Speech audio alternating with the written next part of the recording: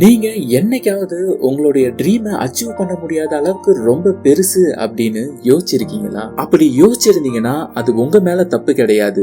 ஏன்னா உங்களை சுத்தி உள்ள நிறைய பேரு இது உன்னால முடியாது, இது நடக்காது அப்படின்னு சொல்றப்ப உங்க மைண்டும் அதுக்கு ஏத்த மாதிரி தான் திங்க் பண்ண ஆரம்பிக்கும். ஒரு வேலையை விட்டுட்டு சொந்தமா கம்பெனி ஆரம்பிக்க போறேன்னு சொன்னாலே இது ரொம்ப ரிஸ்க், இந்த மாதிரி ஸ்டார்ட் பண்ண எவ்வளவோ பேரு காணாம போயிட்டாங்க அப்படி இப்படின்னு நம்ம கிட்ட சொல்லி நம்மளுடைய ஒரு திங்கிங் பேட்டர்னுக்கு அவங்க ஒரு முட்டுக்கட்டை போட்டுருவாங்க.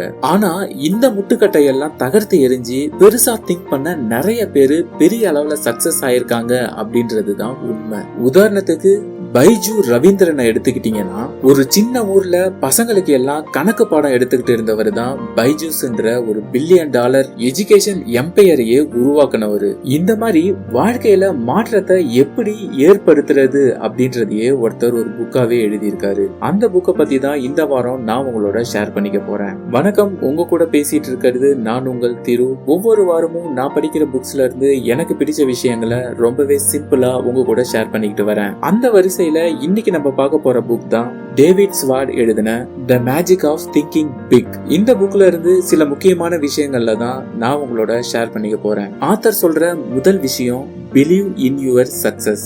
வெற்றிக்கான முதல் படியே உங்களால வெற்றி பெற முடியும்னு நீங்க முதல்ல நம்புறது தான் அப்படின்னு சொல்றாரு. இப்ப நம்ம ஒரு 2 பேரை மீட் பண்ணுவோம். ஒருத்தவர் பேரு நரேன், இன்னொருத்தவர் பேரு ஆரோன். இவங்க 2 பேருமே சொந்தமா பிசினஸ் ஸ்டார்ட் பண்ணணும்னு நினைக்கிறாங்க. ஆரம்பத்துல 2 பேருமே ரொம்ப இன்ட்ரெஸ்டா இதுக்காக உழைக்கிறாங்க. ஆனா போக போக நரேனுக்கு ஒரு பயம் வர ஆரம்பிக்குது. ஒருவேளை அந்த பிசினஸ்ல நான் தோத்துட்டேன்னா என்ன ஆகும், என்னால பெருசா சம்பாதிக்க முடியல அப்படின்னா என்ன ஆகும், இந்த மாதிரியான பயமே நரேனை ஃபுல்லா அவரோட ஒர்க்ல கான்சென்ட்ரேட் பண்ண விடாம பண்ணிடுச்சு. ஆனா ஆரோன் அவருக்கு என்னதான் பயம் இருந்தாலும் அவருடைய கோல் மேல அவருக்கு ஒரு பெரிய நம்பிக்கை இருந்தது. என்னதான் சேலஞ்சஸ் வந்தாலும் அதை நான் சரி பண்ணிடுவேன் அப்படின்ற ஒரு மைண்ட் செட்ல இருந்தாரு. இந்த கான்பிடன்ஸே நிறைய இன்வெஸ்டர்ஸையும் கஸ்டமர்ஸையும் அட்ராக்ட் பண்ணுச்சு. அவரோட பிசினஸும் சூப்பராவே போச்சு. ஆரோனோட இந்த நம்பிக்கை தான் செயலா மாறுச்சு. அந்த செயல் தான் அவரை வெற்றிக்கு கூட்டிட்டு போச்சு. ஆனா நரேன் ஆரம்பிக்கிறதுக்கு முன்னாடியே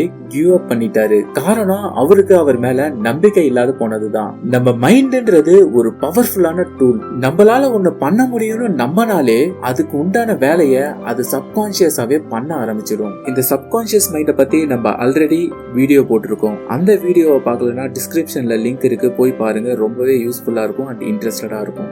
ரெண்டாவது விஷயம், ஸ்டாப் மேக்கிங் எக்ஸ்கியூசஸ். இந்த எக்ஸ்கியூசஸ்ன்றது தான் ஃபெயிலியர் டிசீஸ்னே ஆத்தர் சொல்றாரு. பல மக்கள் அவங்களோட அடுத்த கட்டத்துக்கே நகர விடாம பண்றதே இந்த எக்ஸ்கியூசஸ் தான் அப்படின்றாரு. என்னாலலாம் சொந்தமா பிசினஸ் ஸ்டார்ட் பண்ண முடியாது, ஏன்னா எனக்கு பிசினஸ் டிகிரியே கிடையாது அப்படின்னு சொன்னீங்கன்னா, பிசினஸ்ல சாதிச்ச திருபாய் அம்பானியா இருக்கட்டும் இல்ல பில்கேட்ஸா இருக்கட்டும், அவங்க எல்லாம் படிச்சுட்டு பிசினஸ்ல சாதிக்கல. திருபாய் அம்பானி எடுத்துக்கிட்டீங்கன்னா 10வது வரைக்கும் தான் படிச்சிருக்காரு.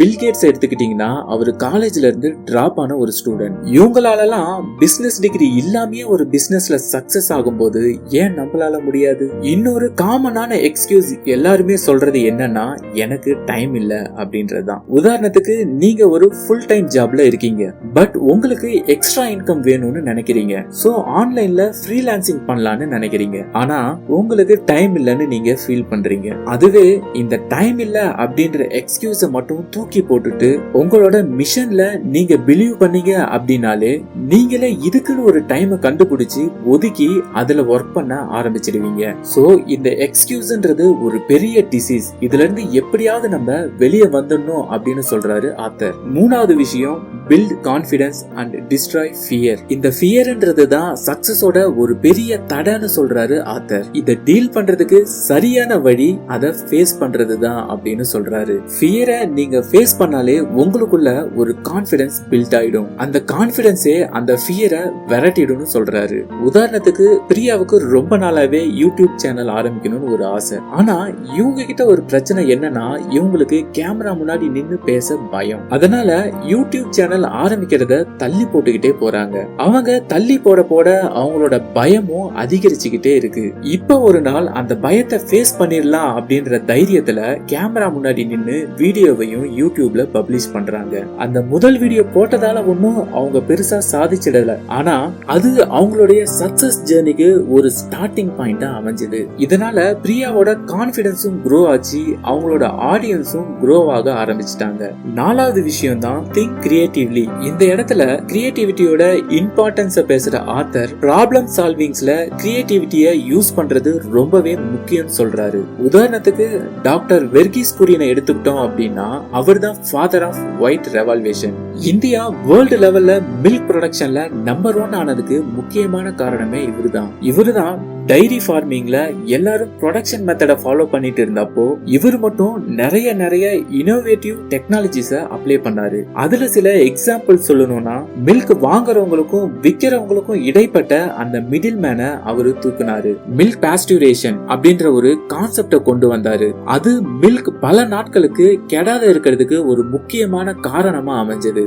ஃபார்மர்ஸ் எல்லாத்தையும் ஒன்னா சேர்த்து ஒரு கம்பெனி ஒன்னு ஆரம்பிச்சு அவங்களுக்கும் ஓனர்ஷிப்பை கொடுத்தாரு. இந்த மாதிரி நிறைய விஷயத்துக்கு அவருடைய கிரியேட்டிவிட்டியை பயன்படுத்ததுனால அவரால அந்த டைரி இண்டஸ்ட்ரியே குளோபல் லெவலுக்கு கொண்டு போக முடிஞ்சது. சோ அந்த அளவுக்கு கிரியேட்டிவிட்டின்றது முக்கியம்னு சொல்றாரு ஆத்தர். அடுத்ததா you are what you think. நீங்க உங்களை எப்படி நினைக்கிறீங்க அப்படின்றது உங்க சக்சஸ்ல ஒரு பெரிய இம்பாக்டை ஏற்படுத்துது. உதாரணத்துக்கு நீங்க ஒரு ஜாப் இன்டர்வியூக்கு போறீங்க. போகும்போதே எனக்கு இந்த ஜாப் எல்லாம் கிடைக்காது, ஏன்னா அந்த அளவுக்கு நான் குவாலிஃபை கிடையாது அப்படின்னு நினைச்சுக்கிட்டே போனீங்க அப்படின்னா அது உங்க பாடி லாங்குவேஜ்லயே ரிஃப்ளெக்ட் ஆகும், நீங்க பேசுறதுலயும் அது ரிஃப்ளெக்ட் ஆகும். ஆனா இதுவே நீங்க இன்டர்வியூக்கு போகும்போது என்னால இது முடியும், இந்த கம்பெனிக்கு என்னால ஒரு வேல்யூவை கொடுக்க முடியும் அப்படின்னு நினைச்சுக்கிட்டே போனீங்கன்னா அது உங்க பாடி லாங்குவேஜ்ல தெரியும், நீங்க பேசுறதுலயும் தெரியும். அந்த கான்பிடன்ஸ் தான் இன்டர்வியூ எடுக்கிறவங்களை இம்ப்ரெஸ் பண்ணும். அதனால இந்த செல்ஃப் இமேஜ்ன்றது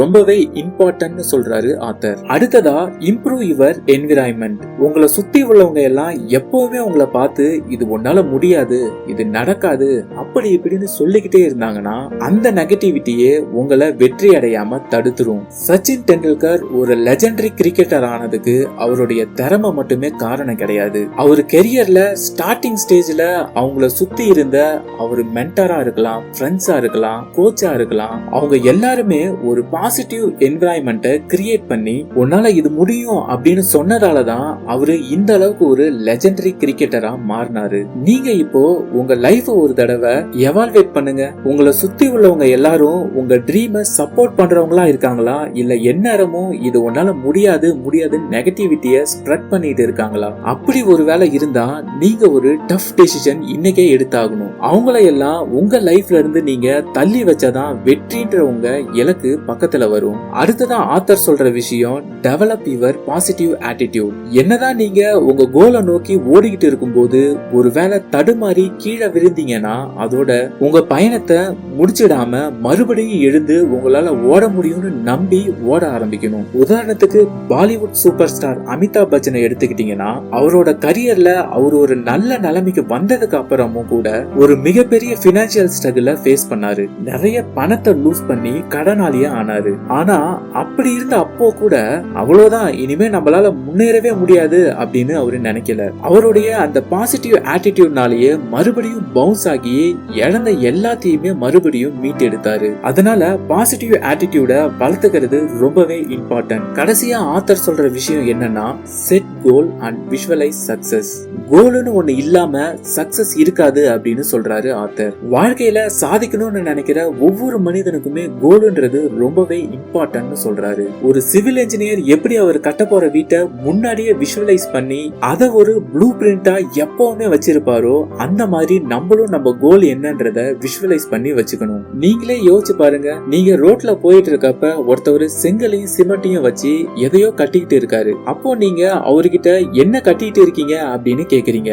அதுக்கு அவரு தெரியலங்க, நான் ஏதோ ஒண்ணு கட்டிக்கிட்டு இருக்கேன், ஏதோ ஒண்ணு வரும் அப்படின்னு சொல்றாரு. அப்படின்னா நீங்க அவரை முட்டாள் தான் நினைப்பீங்க. அதனால நமக்குன்னு ஒரு கோல் இருக்கணும். அந்த கோலை நம்ம அடைஞ்சா நம்ம எப்படி எப்படி ஃபீல் பண்ணுவோம் அப்படின்றத விஷுவலைஸ் பண்ணி பார்க்கணும். உங்களோட அடுத்த வருஷத்துக்கான கோல் என்னன்றத இப்பவே உட்காந்து ஒரு டைரியில எழுதி வைங்க.